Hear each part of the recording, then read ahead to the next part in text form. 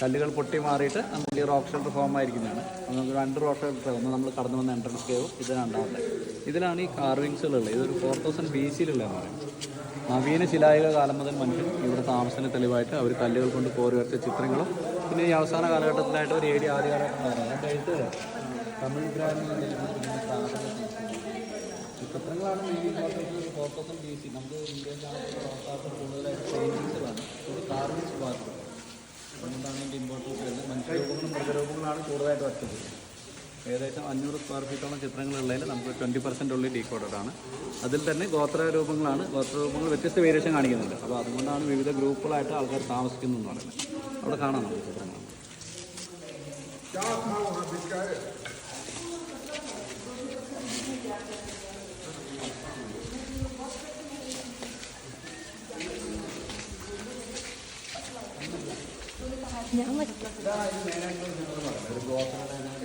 Tribal മേൻ കൈകളെല്ലാം ഉയർത്തി തലപ്പാവെല്ലാം ധരിച്ചിരിക്കുന്ന രൂപമാണ്. ഫുള്ളായിട്ടുണ്ട്. ഫ്രണ്ട് സൈഡ് പിക്ചറും സെയിം പിക്ചറിൻ്റെ ബാക്ക് സൈഡ് എന്ന് പറയുന്നത് പുറംതിരിച്ചിരിക്കുന്ന രൂപമാണ്. അപ്പോൾ ഇതിന് വ്യത്യാസം എന്ന് പറയുന്നത് ഇങ്ങനെ ഒരു കവചം പോലെ എന്തോ കാണിച്ചിട്ടുണ്ട്. പിന്നെ മുകളിലൊരു ഓൾഡ് ലേഡി ഫിഗർ ഉണ്ട്. അവിടെ ഈ റൈറ്റ് സൈഡിലായിട്ട് ഒരു കുട്ടിയുടെ ചിത്രം. ഇനി ഇവിടെ നമുക്കൊരു മനുഷ്യൻ്റെ മുഖം മാത്രം കാണാം, കണ്ണ് മൂക്ക് ചുണ്ടുകളായിട്ട് ആ ട്രയാങ്കിളിൻ്റെ. അതിൻ്റെ മുകളിലൊരു ആനയുടെ രൂപമുണ്ട്. അതിൻ്റെ കൊമ്പൾ സ്ട്രേറ്റ് ആണ്, ഒരു ലോങ് ആർക്ക് പോലെ കാണുന്നത്. പിന്നെ അത് മറ്റൊരു ലേഡി രൂപമാണ്. അത് നമുക്ക് കുറച്ച് വ്യത്യാസം എന്ന് പറയുന്നത് ജാമതീയ രൂപങ്ങൾ ഉപയോഗിക്കുന്നത്, ട്രയാങ്കിളുകളും നേരങ്ങളും ഉപയോഗിച്ച് വരച്ച് ചെയ്ത് അവർക്കാണ് കാലപ്രകം കുറവാണ്. പിന്നെ നമുക്ക് കൂടുതലായി കാണപ്പെടുന്നത് റൗണ്ടുകളാണ്. അപ്പോൾ ഇതിനെ ചരിത്രപരമായി വിശേഷിപ്പിക്കുന്ന സൂര്യനെ ദൈവമായി ആരാധിച്ചിരുന്ന ഒരു കാലഘട്ടമെന്ന് പറയുന്നത് ആ കാലഘട്ടത്തിൽ. അപ്പോൾ അതിൻ്റെ ഒരു സിമ്പിളായിട്ട് മോള് കൊടുത്തിട്ടുണ്ട്. സൺവർഷിപ്പ് ഗോഡിൻ്റെ ചിത്രം കാണിക്കുന്നുണ്ട്. പിന്നെ മുകളിലൊരു നമുക്കൊരു ലോങ് ടൈൽ ബേഡ്, ഒരു പീക്കോക്കിൻ്റെ ചിത്രമായിട്ട് പറയുന്നത്. പിന്നെ നമുക്കിത് കഴിഞ്ഞിട്ടുള്ള കാലഘട്ടത്തിലെ ചിത്രം എന്ന് പറയുന്നത് ആ വീൽ കാർഡാണ്. ഒരു ഉന്തുവണ്ടിയുടെ ചിത്രം കാണാം, ആ സ്റ്റെപ്പ് പോലെ കാണാം.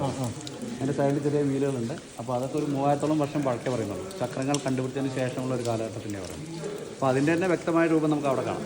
അത് മേലെ ഒരു സ്ത്രീരൂപവും താഴെ ഉന്തുവണ്ടിയുടെ ചിത്രമാണ്.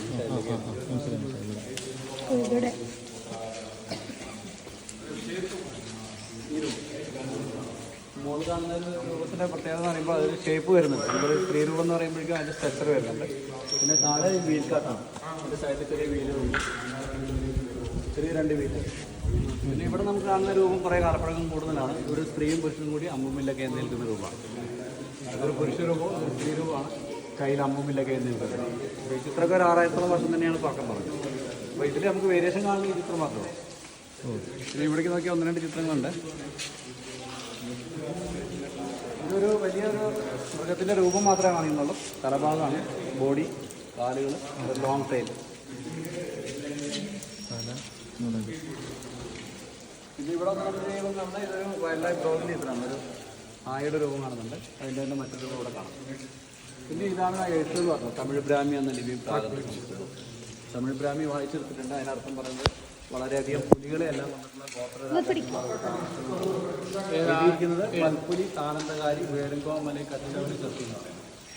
അതായത് വളരെയധികം പുലികളെ എല്ലാം കൊണ്ടിട്ടുള്ള ഗോത്ര രാജാക്കന്മാർ ഈ റോക്ക് ഷെൽട്ടർ യൂസ് ചെയ്തിരുന്നു. പിന്നെ ഓൾഡ് സാൻസ്ക്രിറ്റ് എന്ന് പറയുന്ന ചെറിയൊരു എഴുത്ത് മാത്രമേ ഉള്ളൂ.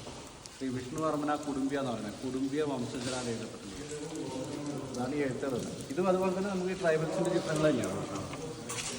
ഇപ്പോൾ ആചാരാനുഷ്ഠാനങ്ങളുമായി ബന്ധപ്പെട്ടുള്ള ചിത്രങ്ങളാണ്. തലയുടെ ഭാഗത്തുണ്ടോ എടുത്തു വെച്ചിരിക്കുന്നു. ഇവിടെ നമുക്കൊരു ആരക്കൽ സിവിലൈസേഷൻ്റെ ഒരു ചിത്രമുണ്ട്. ഒരു മാൻ വിത്ത് പോട്ട് എന്ന് പറയുന്നത്, ഒരു മനുഷ്യൻ്റെ ഒരു കൽപ്പരണം.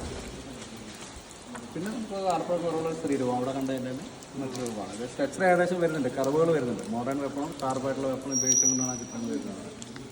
ഇത് കണ്ടുപിടിക്കുന്ന ബ്രിട്ടീഷുകാരാണ്. 1894 കണ്ടുപിടിക്കുന്നത്. അതിനുശേഷം ഇതിനെക്കുറിച്ച് പഠനങ്ങൾ നടത്തി 1901 ഇന്ത്യൻ ആൻറ്റിക്വറി എന്ന് പറയുന്ന ന്യൂസ് പേപ്പറിലൂടെ പുറലോകത്തേക്ക് അറിയാം. അപ്പോൾ ഇതിൻ്റെ ഈ പേര് വരാനുള്ള കാരണം നമുക്ക് ഈ കല്ലുകളാണ്. കല്ലുകൾ ഇങ്ങനെ ഇടയിൽ സ്റ്റക്കായി നിൽക്കുന്നതുകൊണ്ടാണ് ഇടയിലെ കല്ല് ഇടയ്ക്കുന്ന പേര് വരുന്നത്. 32 വർഷം പറഞ്ഞു പറയുന്നത് അപ്പോൾ അതിൻ്റെ ഒരു ഡിവൈഡേഷൻ എന്ന് പറയുന്നതാണ് സമുദ്ര ലെവലിൽ നിന്ന് 4000 അടിയായിട്ട് നിലകൊള്ളുന്ന rock shelter. Okay, thank you.